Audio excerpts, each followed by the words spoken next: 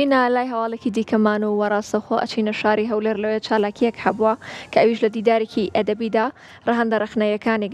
دکتۆر کامیل بەسیر تاوتوێکران.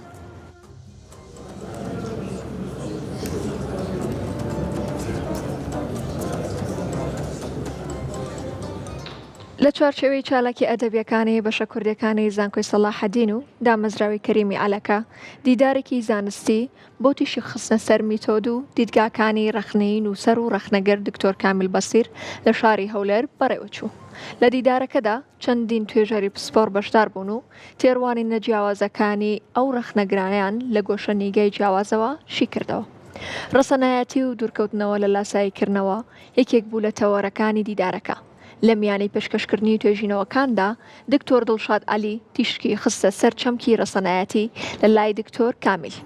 تایبەتمەندی دەق و فرەچەشنی میتۆدەکان تەوەرێکی دیکەی دیدارەکە بوو. دکتۆر سافیە محەممەد باسێکی وردی لەسەر میتۆدە ڕەخنەیەکان پێشکەش کرد و ئاماژەی بەوەدا کە میتۆدە ڕەخنەیەکان هەرچەندە کار لەسەر هەموو دەقەکان دەکەن بێگوێدانە جۆر و سەردەم، بەڵام ئاراستەکانی شوناسی بە پێی جۆری دەقەکە ژانر و پێکهاتەی نووسەر و شاعیرەکە دەگۆڕن. دیدارەکە لە هۆڵی سەنتەری ڕۆشنبیری زانکۆی سەلاحەدین بەڕێوەچوو هەوڵێکی ئەکادیمی بوو بۆ دووبارە خوێندنەوەی مێژووی ڕەخنەی ئەدەبی کوردی و دەستنیشانکردنی ئەو خاڵوەرچرخانەی کە دکتۆر کامیل بەسیر لە نووسینەکانیدا جێگیری کردوون.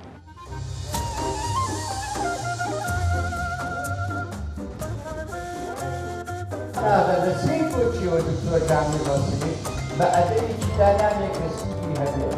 أدبي كل رفيق كسرتاوي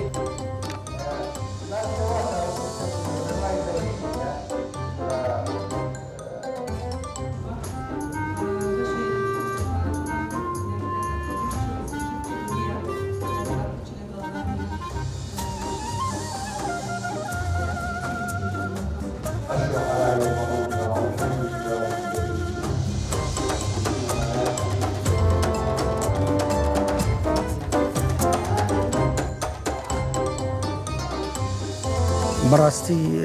ئیشکردن لەسەر پرۆفیسۆر کامیل بەسیر شتێکی زۆر گرنگە، بە تایبەتی دامەزراوەی کەریمی عەلەکە کە لە مێژووی خۆیدا کۆمەڵێک کار و چالاکی زۆر تایبەتی لەسەر کەسایەتیە گرنگەکانی کورد کردووە و ئەمڕۆژ کە لێرەین بۆ دیداری کامیل بەسیر لێرەین. کامیل بەسیر کەسایەتێکی وەکو باسم کرد هیوەیە قسەی زۆری لەسەر بکرێت، چونکە لە مێژووی خۆیدا وەکو پرۆفیسۆر وەکو نووسەر زۆر گرنگی پێدرایە لە مێژوودا و کە خۆی لە قاهیرە تەواوی کردووە دکتۆراکەی هەم لە ناوەندی ڕووناکبیری عەرەبی، هەم لە ناوەندی ڕووناکبیری و ڕۆشنبیری و ئەدەبی کوردی و عێراقی زۆر بە گرنگیەوە سیر کراوە. ئەم پیاوە زمانزانێکی باش بووە و شارەزای علومی زانستی دینی و ڕۆشنبیری و هەتا بواری فەلسەفە و بواری مەعریفیش بووە. کەسێک بووە کە بەڕاستی پێویستی بەوەیە کە زیاتر قسەی لەسەر بکرێت. لەو دیدارە چاوەڕێوە دەکرێت توێژەرەکان بە وردی بێنە ناو وردەکاری ژیانی ئەو. هەر بۆ بە بیرینانەوە ئێمە لە 2009 گۆڤارێکمان نەبوو بە ناوی کورد و کۆمنت، تەوەرێکی دۆسیەکی تایبەتمان لەسەر کامیل بەسیر هەبوو و لەوێ کۆمەڵێک دیدارمان لەگەڵ هاوسەرەکەی لەگەڵ کۆمەڵێک کەسایەتی دیار کە هاوپیشەی ئەو بوون، هاوڕێ ئەو بوون، بە یەکەوە خوێندویانە قسەیان لەسەر کەسایەتی و مێژوو بیرەوەری ئەم زاتە کردووە. بەڕاستی کامیل بەسیر بە کۆڕێک و بە دانیشتنێک تاوا نابێت، چونکە کەسایەتێکی ئەوها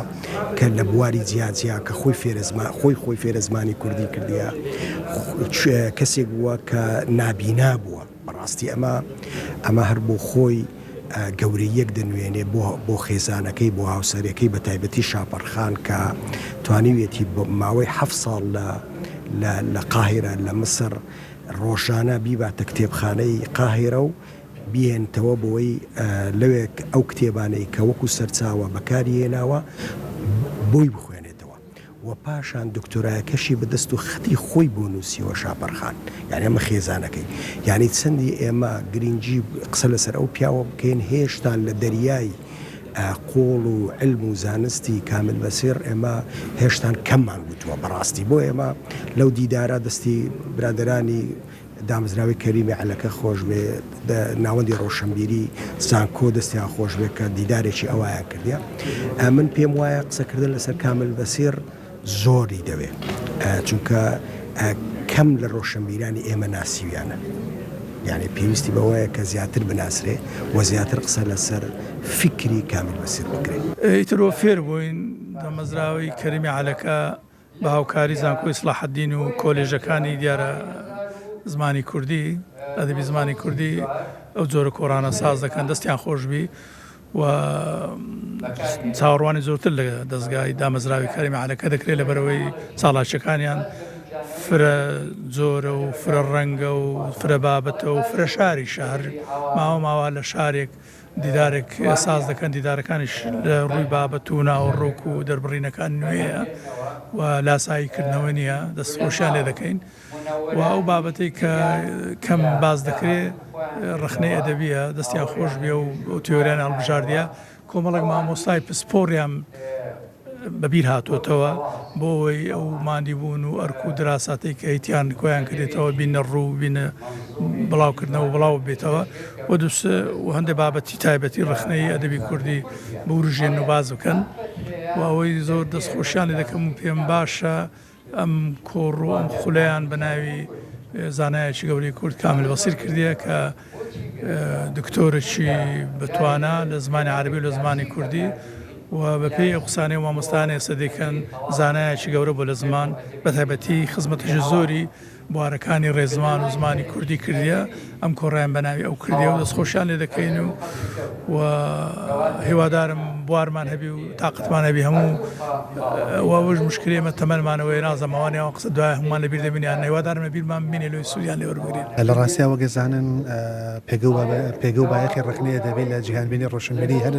میلەتێکە گەرنگی و بایەخی و لاکردنەوەی تایبەت بەخۆی هەیە و تیا چەندین کۆڕ پانێڵ کتێب نووسین هەروەها دامەزراوە لە خزمەتیان و هاوکات لە ناو زانکۆکانە بە ئاوڕێکی جدی ئاوڕی لێ درێتەوە بزان ڕخنەی ئەدەبی زانستێکی تایبەتە بەرەو پێشوونی ڕخنەی ئەدەبی لە هەر وڵات و سەردەم و گەلێکدا بێت و هەی بەرەو پێشوونی دۆخە ئەدەبیەکە لە ساڵی دووەم یان با بڵێن لە دیداری دومی ڕخنەی ئەدەبی ئێمەدا وەکو دامەزراوی کەریمی عەلەکە لە چەند ساڵی ڕابردووە دیداری یەکەمی ڕخنەی ئەدەبیمان بەڕێوەبرد لە سلێمانی بە ناوی دیداری شێخ نووری شێخ ساڵح بە خۆشحاڵیەوە ئەمڕۆ لێرە لە شاری هەولێر لەگەڵ بەشە کوردیەکانی زانکۆی سەلاحەدین دیداری دومی ڕخنەی ئەدەبی خولی دکتۆر کامیل بەسیر بەڕێوە بین پێمان گەرنگ بوو چالێکەکانمان تەنها لە چوارچەوەی شارێک قەزایەک پارێزگایەکانە بێ و هاوکات ئەم کۆنتاکتەمان پێ باش بوو لەگەڵ بەشە کوردیەکانی زانکۆی سەلاحەدینە وەکو دەرخەری دۆخێکی جدی ئەکادمی زانستی بۆ لاکردنەوە لە ڕخنەی ئەدەبی گەرگی و بایەخەکەی ئەوەیە کە چاوی میتۆدە ڕخنە جیاوازەکان لە جیهانبینی کوردی و دەرەوەی کوردیا ئەخاتە سەر ئەدەبی کوردی و یەکێک لە گرنگەکانی تری ئەوەیە کە تیان نوێ توێژینەوە بە شێوازێکی زۆر ئەکادمی و جدی پێشکەشەکرێن یەکێکی تر لە گرنگەکانی ئەوەیە ئەم توێژینەوەنە تەنیا لە چوارچەوەی وتنە نەماونەتەوە کراون بە کتێب و دەخرێنە چوارچەوەی با بڵێن کتێبخانەی کوردی زانستیەوە یەکێکی تر لە گرنگەکانی کرێ بڵێن ئەوەیە کە پەیوەندی نێوان زانکۆ و دەرەوەی زانکۆ ڕێگەخاتەوە دامەزراوەکە یەکێکی تر لە گرنگەکانی ئەوەیە کۆنتاکتێکی حضوری لە هۆڵەکە لە ماوەی ئەم ڕۆژەیە لەمای ئەم بەیانی تاوارەیە گفتوگویەک لە نێوان نووسەران و ئەکادیمیستان ئاساز دەکات ڕێکخراو کەریم عەلەکە بەردەوامە ساڵانە ئەو دیدارە ئەدەبی ڕخنەیانە ڕێگەخات دەستخۆشیانی دەکەن بە هیوای بەردەوام بوونیان کە هەر تارەی تایبەتە بە یەکێک لە پێشەنگ و ڕابەرانی نووسینی وێژ و ئەدەبی ڕخنەی ئەدەبی کوردی کەوەش گرنگێکی خۆی هەیە لەبەرەوەی کۆمەڵێک لە توێژەر و پسپۆڕان بەشداری تێدا دەکەن و کۆمەڵە توێژینەوە ئەکادیمی و توێژینەوەی نوێ و گرنگ پێشکەش دەکرێن و بەشێکی زۆر لە نووسەر و ڕۆشنبیران و ئەکادیمیستەکان بەشداری دەکەن و هەر داریش تایبەتە بە باسم کرد بە یەکێک لەو ڕخنەگرانی کە پێشتر یان